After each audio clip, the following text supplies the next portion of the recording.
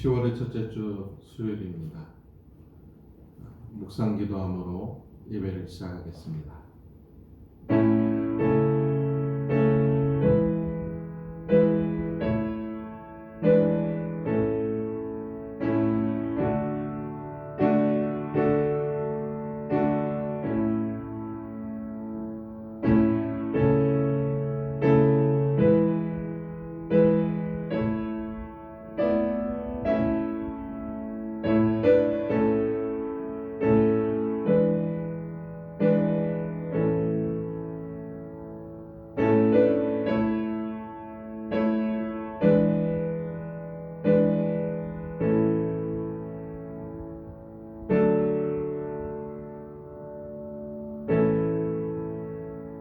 하나님은 영이시니 예배하는 자가 영과 진리로 예배할지니라.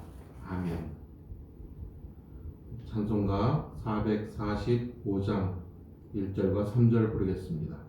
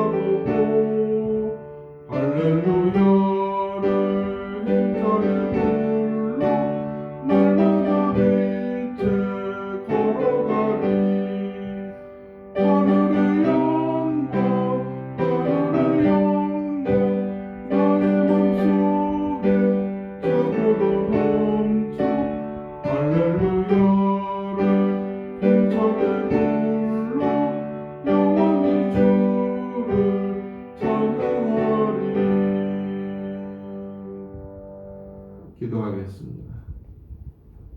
하나님 감사합니다. 저희들이 하나님께 귀한 예배를 드립니다.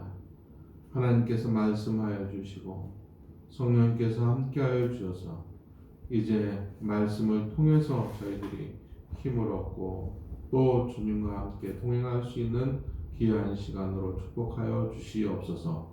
예수님의 이름으로 기도합니다. 아멘. 오늘 성경 말씀은 에스라 7장 10절 말씀입니다. 에스라 7장 10절 말씀.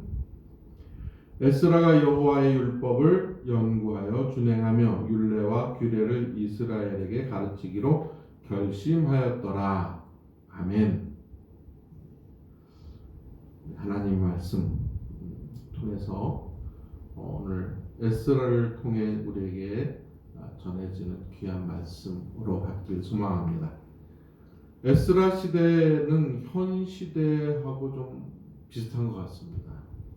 포로 후기의 영적인 상황, 그 상황과 현재의 영적인 상황이 비슷한 것 같고요.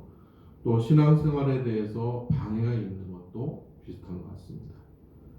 일부는 또 타협하고 또 일부는 하나님 말씀에 귀를 기울이는 것도 비슷한 것 같습니다. 에스라서를 역사적인 배경을 좀 살펴보자면 BC 536년 페르시아의 초대 왕이었던 고레스 때에 수룹바벨이라고 하는 사람이 성전을 재건합니다. 이 1차 기한이죠. 그런데 성전에 대한 기초를 다 닦아놓고 주변 사람들에 의해서 반대가 일어나죠. 방해가 일어납니다. 그래서 16년 동안 이 성전 공사가 중단이 됩니다. 16년이 지난 516년도에 이제 학계 선지자와 스가랴 선지자가 나타나서 이 성전을 하나님께 예배하는 장소를 다시 회복해야 된다.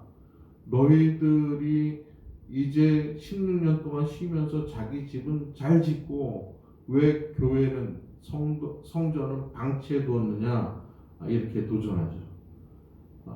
그리고 나서 성전을 다 건축했을 때 38년이 지난 다음에 어떤 사건이 이 바벨론에 있었냐면 아하수에로 왕 때에 에스더라고 하는 왕비가 있었습니다. 그래서 남아있는 유대인들에게 하나님께서 어떻게 작용하시는지 에스더서를 통해서 우리는 알 수가 있죠. 그 다음에 그로부터 한 20년이 지난 다음에 아닥사스다 1세 때 에스라라는 사람이 2차로 귀환을 하게 됩니다. 오늘 본문에 나오는 에스라죠. 이 에스라가 유대인 1754명과 함께 귀환을 해서 영적인 부흥운동을 일으키게 됩니다. 그리고 14년 후에 느헤미야가 3차로 성전에 들어와서 52일 만에 성벽을 건축하는 일이 있었습니다. 에스라는 학사였죠. 서기관이었습니다. 또한 제사장이었습니다. 에스라의 주도하에서 이제 신령 대부흥운동을 일어났죠. 과거의 죄를 철저히 회개하고 올바른 예배를 복원하고 하나님과 올바른 관계를 갖고 올바른 예배의 자세를 정립하는 것이 바로 에스라의 사명이었습니다.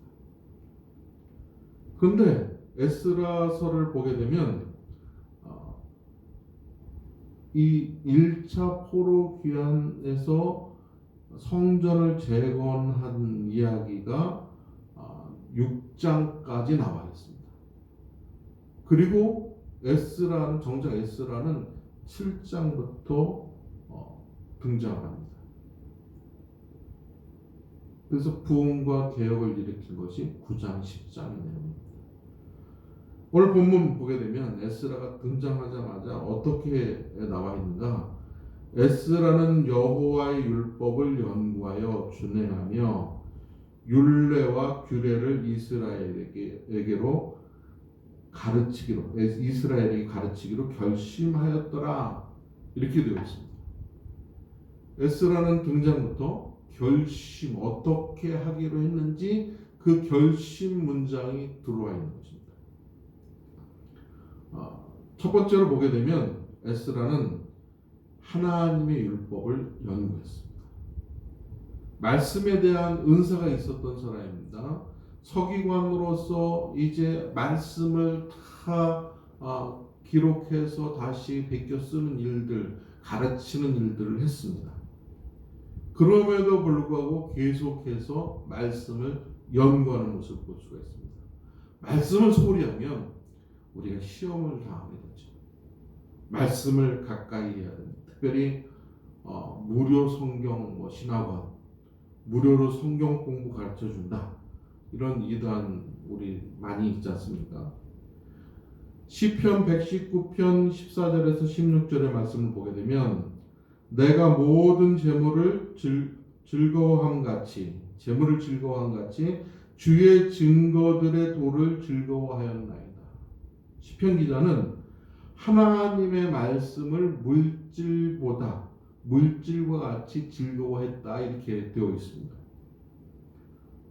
또 15절에 보게 되면 내가 주의 법도를 작은 소리로 읊조리며 주의 길들에 주의하며, 읊조린다는 말씀은 묵상한다는 거죠. 시편 기자는 또 묵상하고 그 다음에 주의 율례를 즐거워하며 주의 말씀을 잊지 아니하리이다. 말씀을 잊지 않기 위해서 항상 애를 썼다고 말하고 있습니다. 맞습니다. 요즘 시대에 들려지는 말들이 굉장히 많죠. 사람의 소리, 또 희한한 소리를 또 뭐 들리게 됩니다. 소식들이 이쪽 저쪽 우리에게 두려움을 주는 소리들이 막 들리죠. 그때 우리는 시편의 기자가 이야기한 것처럼 또 에스라가 한 것처럼 말씀에 초점을 맞출 필요성이 있습니다. 시편 119편 97절을 보게 되면 내가 주의 법을 어찌 그리 사랑하는지요 내가 그것을 종일 작은 소리로 읊조리나이다. 종일토록 말씀을 묵상한다고 말하고 있습니다. 말씀으로 시작하면 우리가 착오를 줄일 수 있습니다. 말씀으로 시작하면 우리를 더 하나님과 가까이 가게 하는 그런 상황이 될 수 있습니다. 시편 119편 147절 148절 보게 되면 내가 날이 밝기 전에 부르짖으며 주의 말씀을 바라사. 새벽기도 생각이 나죠. 우리 성도님들도 우리 하루 시작하기 전에 하나님 앞에 묵상하고 시작하지 않습니까? 바로 그러한 시편의 고백입니다. 주의 말씀을 조용히 읊조리려고 내가 새벽녘에 눈을 떴나이다. 하나님의 사람들은 말씀에 귀를 기울였습니다. 하나님의 놀라운 역사의 주인공들은 하나님 말씀을 듣기를 즐거워했습니다. 오늘 이 시대에 하나님의 놀라운 역사를 감당하고자 하는 우리 성도님들과 저는 늘 말씀을 읊조리는 말씀을 묵상하는 삶이 되어지길 소망합니다. 두 번째로 그는 율법을 연구할 뿐만 아니라 준행했다고 했습니다. 준행하였다. 그러니까 지키려고 애를 썼다는 거죠. 누가복음 11장 27절에서 28절 말씀을 보게 되면 이 말씀을 하실 때 무리 중에 한 여자가 음성을 높여 이르되 당신을 뵌 태와 당신을 먹인 젖이 복이 있나이다 하니 예수께서 이르시되 오히려 하나님의 말씀을 듣고 지키는 자가 복이 있느니라 하시니라. 예수님께서는 출생이 복된 것이 아니라 하나님의 말씀을 듣고 지키는 자가 복이 있다고 그렇게 말씀하고 있습니다. 요한일서 2장 5절 말씀 보게 되면 누구든지 그의 말씀을 지키는 자는 하나님의 사랑이 참으로 그 속에 온전하게 되었나니 이로써 우리가 그의 안에 있는 줄을 아노니. 말씀을 지키는 자는 하나님의 사랑 안에 있다고 성경은 말하고 있습니다.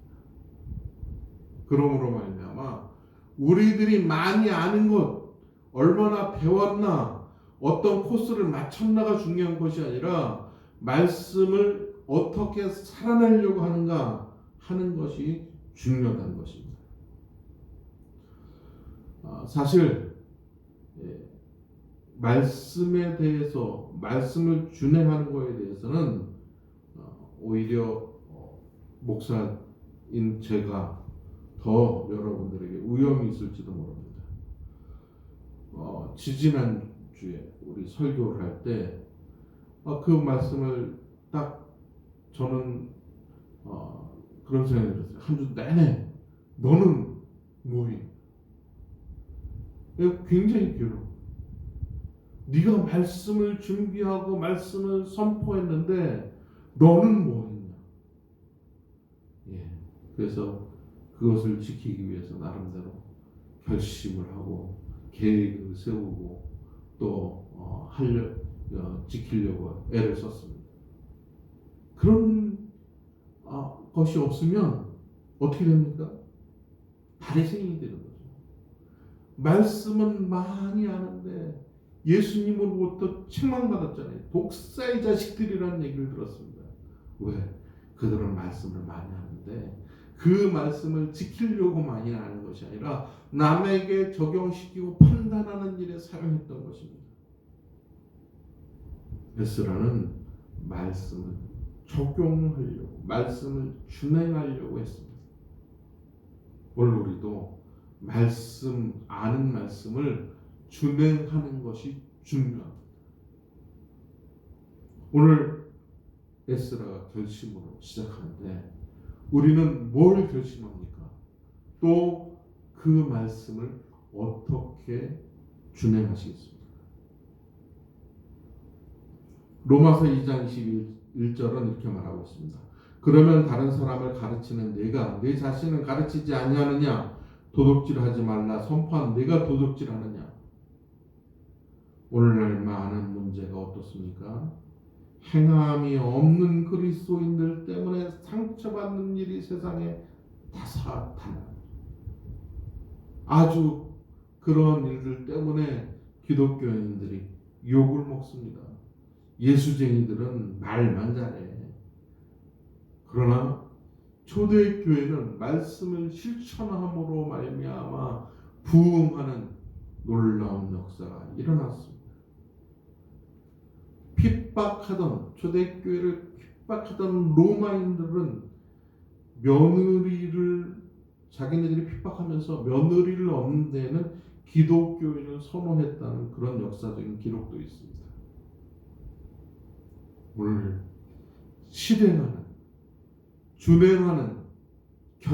준행하기로 결심한 우리들 때문에 하나님 앞에 돌아오는 귀한 영혼을 추수하는 저와 여러분들이 되어지길 소망합니다.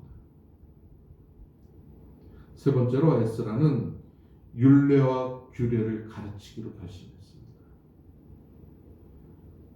구약의 율법을 총 정리하면 하나님을 사랑하고 내 이웃을 사랑하라 이렇게 되어 있죠. 그런데 에스라는 자신의 삶으로 그것을 드러냈습니다. 에스라는 먼저 하나님을 사랑하는 사람이었죠. 어떻게 할 수 있습니까? 그는 왕의 총애를 입었습니다. 왕이 굉장히 총애하고 무엇이든지 필요하면 다 얘기해라 이렇게 왕이 얘기를 했어요. 사실 바벨론에서부터 예루살렘으로 오는 데까지 1600km나 떨어져 있고 사람들이 도보로 이동할 때에 4개월이나 걸릴 정도의 먼 거리입니다. 그런데다가 1800명, 20살 이상 남자만 1800명이니까 상당히 많은 수가 오게 됐죠. 그런데 에스라는 왕의 도움을 구하지 않았습니다. 제사장으로서, 학사로서, 서기관으로서 그는 하나님 앞에 자존감이 있었습니다. 하나님의 백성으로 하나님의 도움만을 구하겠다 이런 생각을 가졌습니다. 그래서 예루살렘으로 가기 전에 출발할 모든 사람들을 아화 강에 모이게 해서 금식을 선포하고 평탄한 길을 달라고 기도하고 그들이 하나님 앞에 부르짖으면서 이제 그 모든 일이 끝난 다음에 3일 후에 거기에서 예루살렘으로 출발한 것을 볼 수가 있습니다. 에스라 8장 21절 보겠습니다. 그때 내가 아화 강가에서 금식을 선포하고 우리 하나님 앞에서 스스로 겸비하여 우리와 우리 어린 아이와 모든 소유를 위하여 평탄한 길을 그에게 간구하였습니다.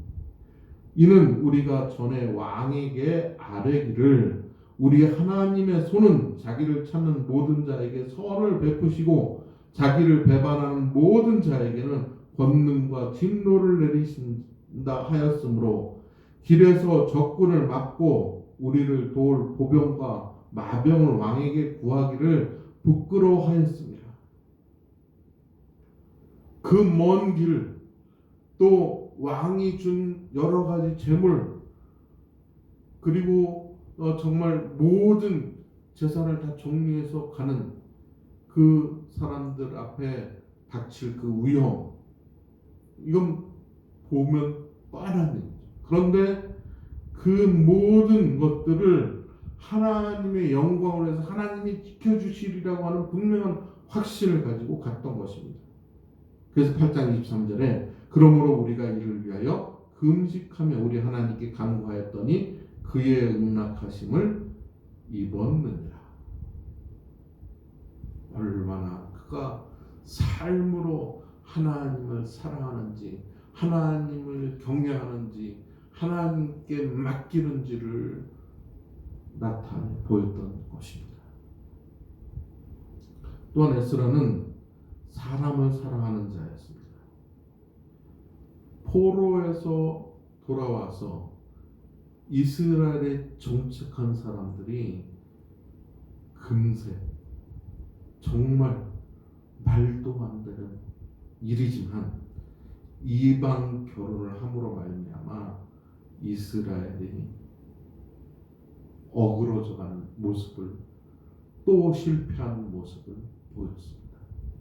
왜냐하면 그 당시에 결혼의 모습을 보게 되면 이방인들이 올 때 자기들이 섬기는 신을 가지고 왔습니다. 자녀들한테 하나님을 나타내 보이기가 쉽지 않죠. 그리고 혼합됩니다. 이 혼합 종교로 가는, 그러잖아도 70년 전에 어떤 일이 있었습니까? 이 혼합된 종교와 하나님께 예배하지 않는 그 삶 때문에 정말 하나님께서 70년간 연단하고 말씀으로 돌이킬 기회를 주셨는데, 이제 다시 돌아온 이스라엘 백성들이, 성전까지 건축한 이스라엘 백성들이 얼마 지나지 않아서 이방 결혼을 또 했던 것입니다. 근데 이 죄를 하나님께 회개하는 에스라의 모습을 보게 되면 그들이 죄를 범했습니다 이렇게 기도하지 않습니다. 우리가 범죄했나이다 이렇게 기도했어요. 에스라 9장 6절 보게 되면 말하기를 나의 하나님이여 내가 부끄럽고 낯이 뜨거워서 감히 나의 하나님을 향하여 얼굴을 들지 못하오니 이는 우리 죄악이 많아 정수리에 넘치고 우리 허물이 커서 하늘에 미침이니이다. 얼마나 가슴 아프게 회개를 하는지. 에스라가 회개하는 이 장면을 보고 백성들이 두려워 떨었습니다. 어떻게 해야 될지 에스라의 처분을 바라고 있었습니다.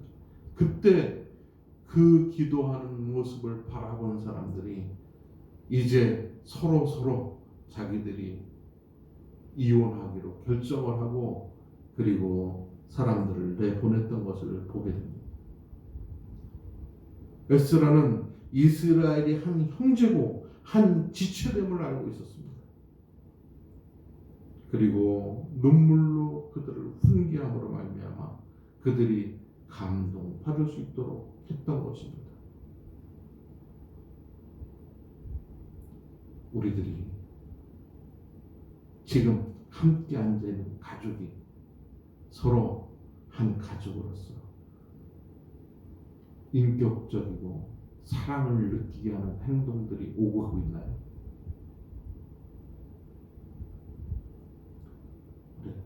옆에 계신 함께 있는 분들 사랑합니다 라고 말하시고 그 가족들이 그것을 느낄 수 있게 하길 바랍니다.